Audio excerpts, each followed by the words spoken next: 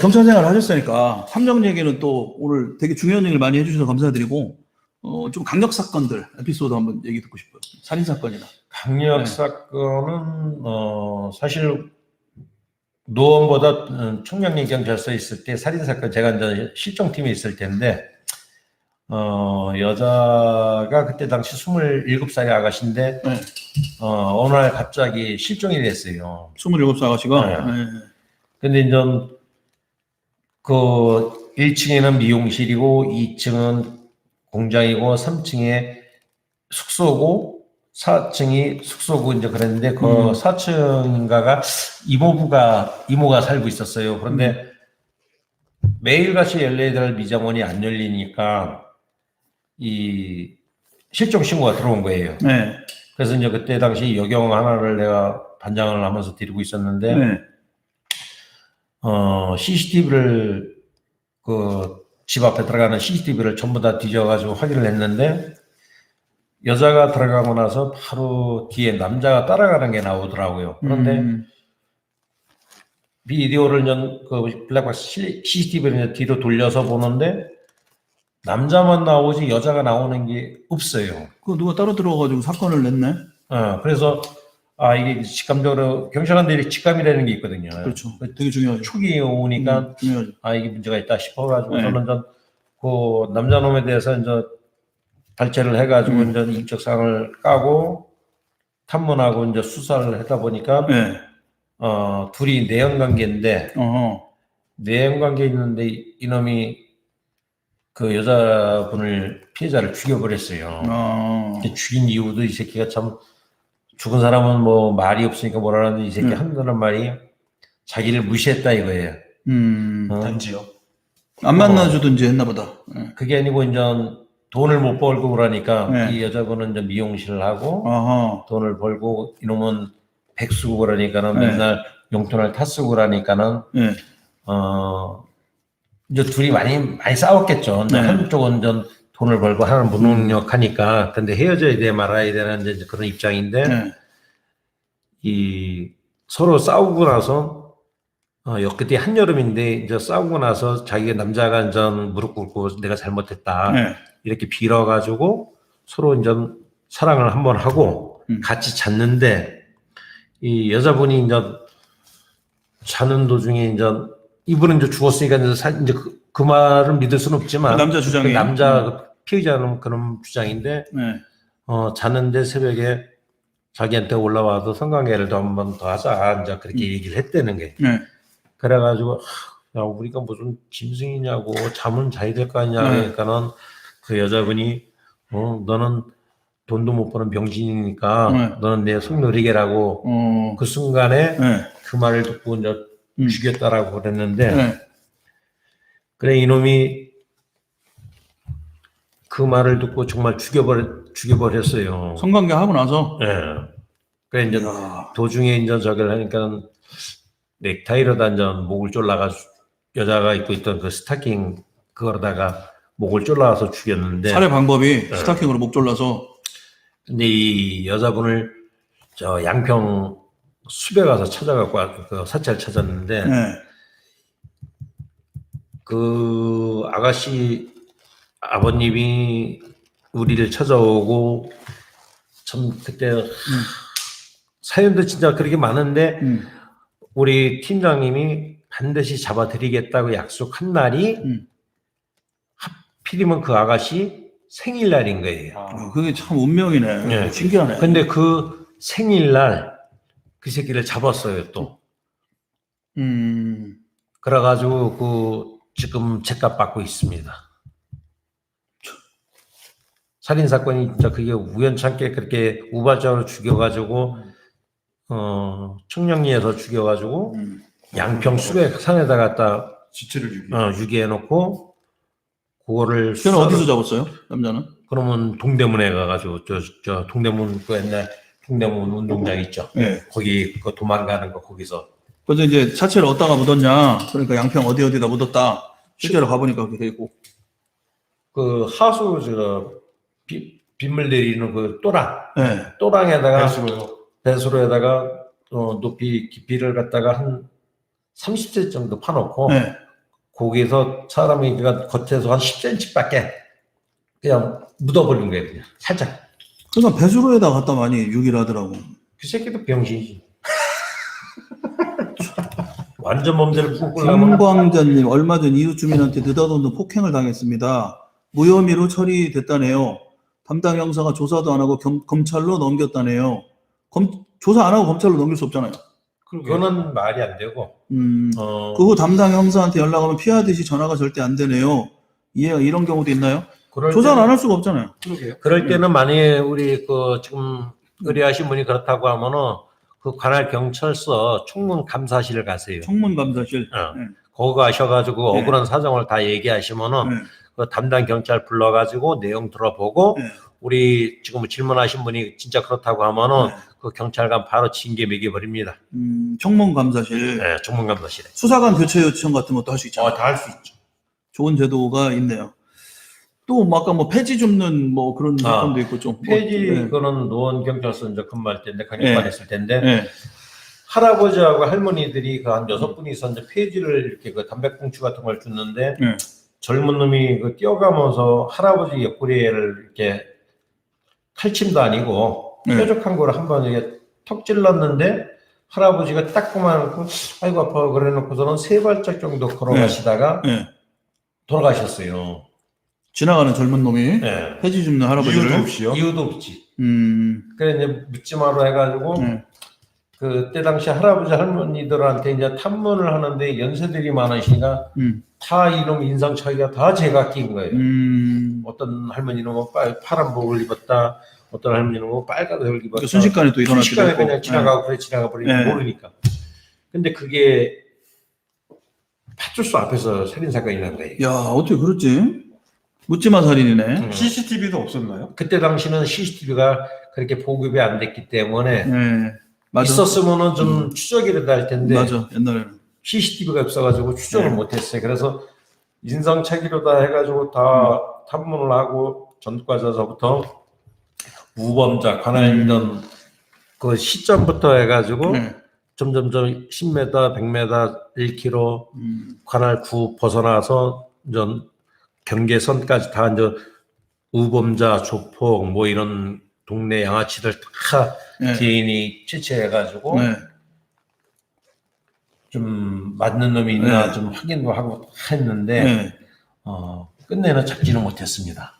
그게 언제 쪽이에요? 사건이? 그게 2005년 정도. 야, 그 20년 다 돼 가는데 그 찌르고 됐어요. 간 놈을 못 잡았네. 네. 그럼 공소시효는 지난 거 아닌가요? 지났죠. 미자 사건이고. 미제가 됐죠. 이게 또 옛날 마수국 사건이라고 있었는데 네. 그것도 좀 부인하고 아들하고 딸하고 3명이 죽고 네. 그리고 나서 바로 방화가 난 건데 네. 근데 이제 유력한 용의자는 누가 있는데 네. 그 사람은 알리바이를 깨야 되는데 그걸 깨지를 못했어요. 그래서 그것도 미제 사건이 돼버렸습니다. 좀 자세하게 말씀해. 마수옥 사건? 마수국 사건, 그러면 인터넷에 치면 아마 마수국 사건이라고 하면 나올 겁니다. 네. 이게 좀 상계동에서 살인 사건 난 건데 상계동에서.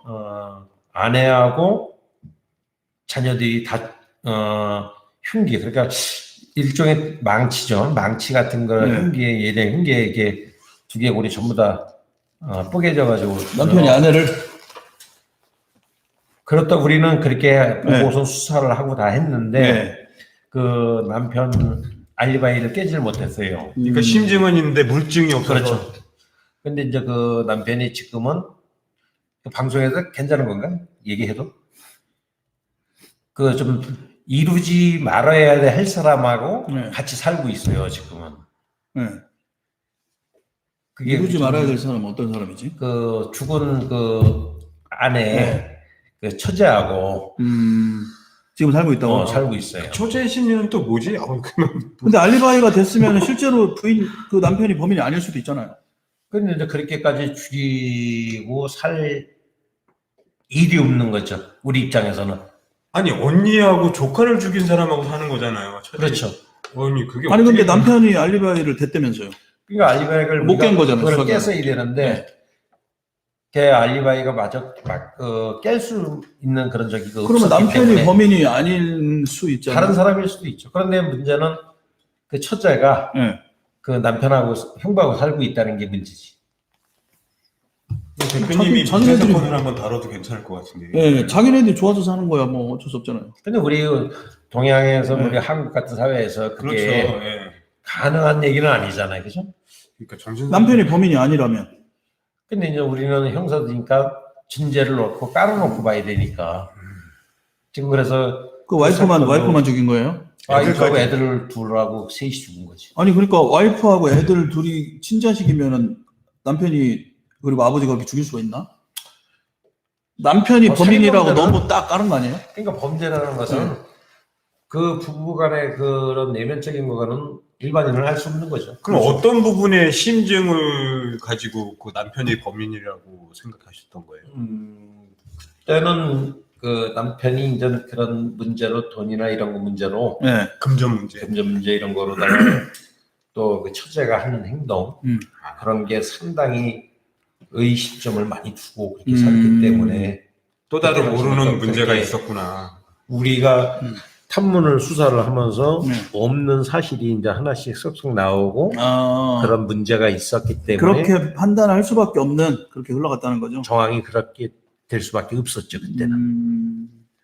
일단 사건이 딱 벌어지면 CCTV 보고, 그다음 우범자, 전과자, 조폭 이런 애들 보고, 다 보는 거죠. DNA 보고, 그다음 탐문하고, 또 늘려가고. 전체적으로는 경찰관이 할 수 있는 모든 일은 다 하는 거예요. 야, 근데 그게 힘들지 않나요? 그러니까 그때 당시는 만약에 지금같이 이렇게 보편적으로 네. CCTV나 아니면 식당이나 가게, 상가에 이렇게 지나가는 CCTV라도 있으면은 네.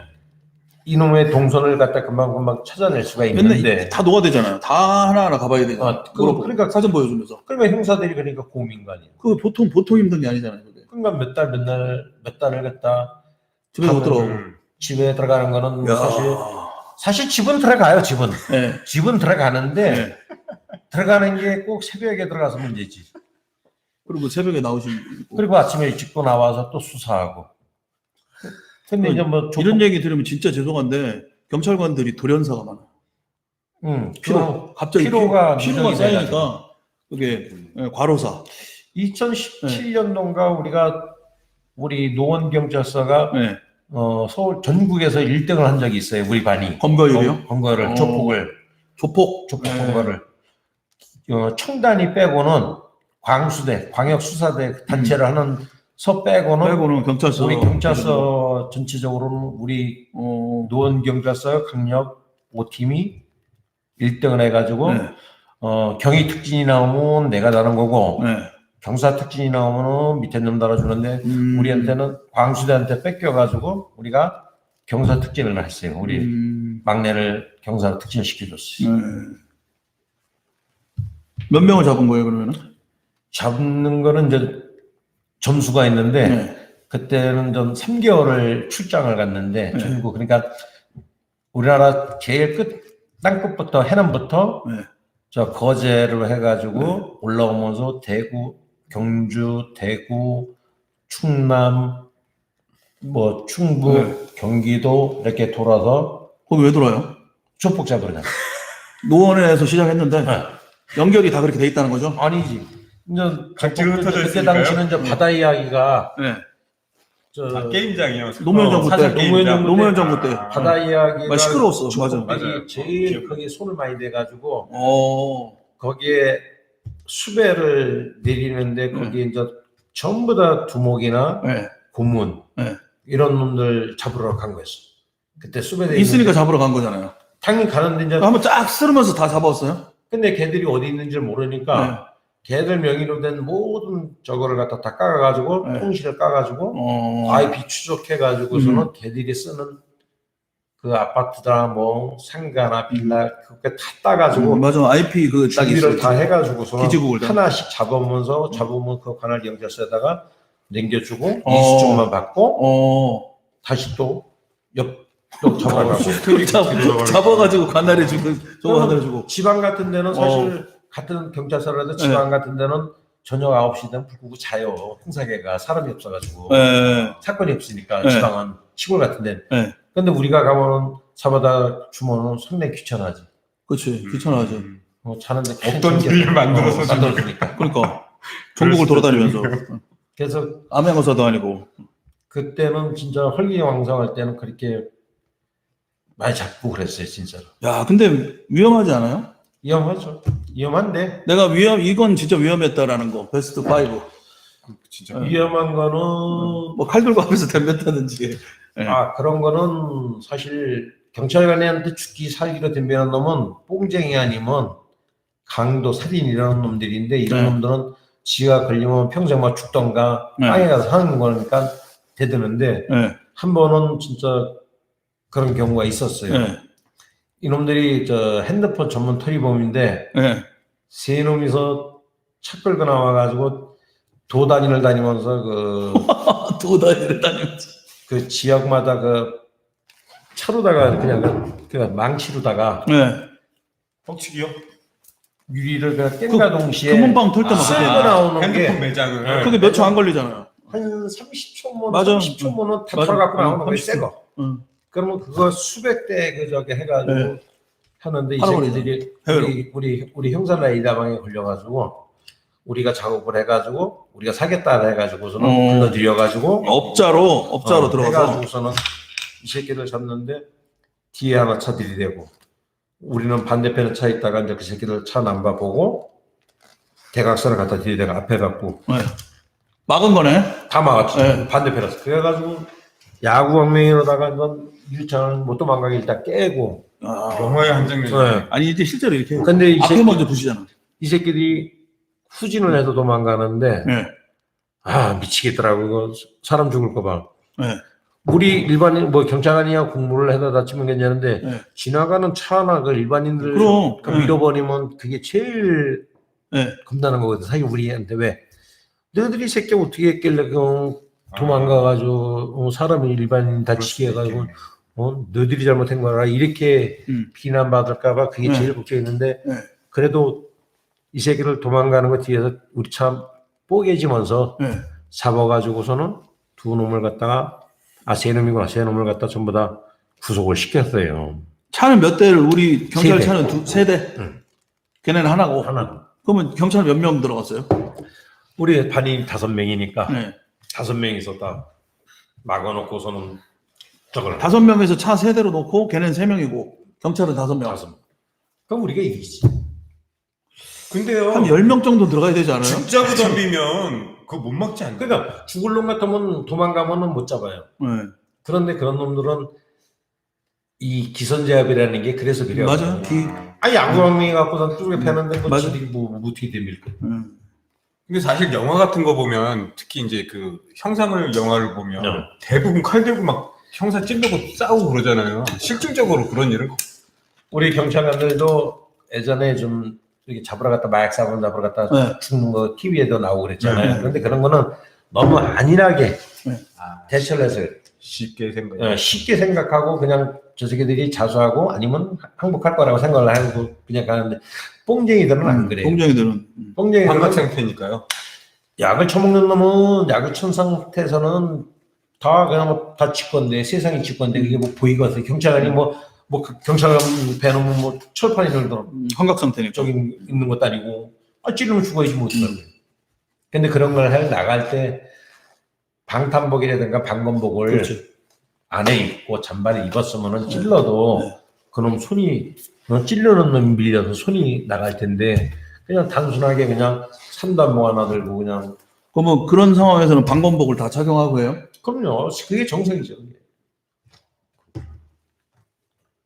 현실하고 이 영화하고는 좀 차이가 많이 있는 거예요. 현실하고 영화는 재미가 있어야 되잖아. 재미가 없으면 누가 뭐 관객이 보나? 그렇죠. 난 그 보안관이라는 영화를 보면서 사실 우리 마누라가 한번 보자 해가지고 근데 갔는데 난 내 얘기 하는 줄 알았어. 똑같아요 캐릭터가. 나 부산 지역에서 저기요. 장소만 틀리지. 실질적으로 내 모습을 보는 것 같아가지고 좀 내가 좀 웃으면서 내가 울었어요 사실은. 우프다고 표현을 하죠. 네. 말로. 동네에서 내가 실질적으로 지금 그러고 있는 상황이니까 어떤 굳은 일이나 이런 거 애들한테 후배들 동네 꼬마들한테 이런 거 있을 때 연락이 오면은 그거를 외면을 못하고 또 도와주고 그러다 보니까 내 오지랖도 못 깎으면서 마당발이잖아요. 그러니까 내 오지랖이 넓어서 그런데 그럼 뭐를 조심해야 됩니까? 범죄 피해자가 안 되려면?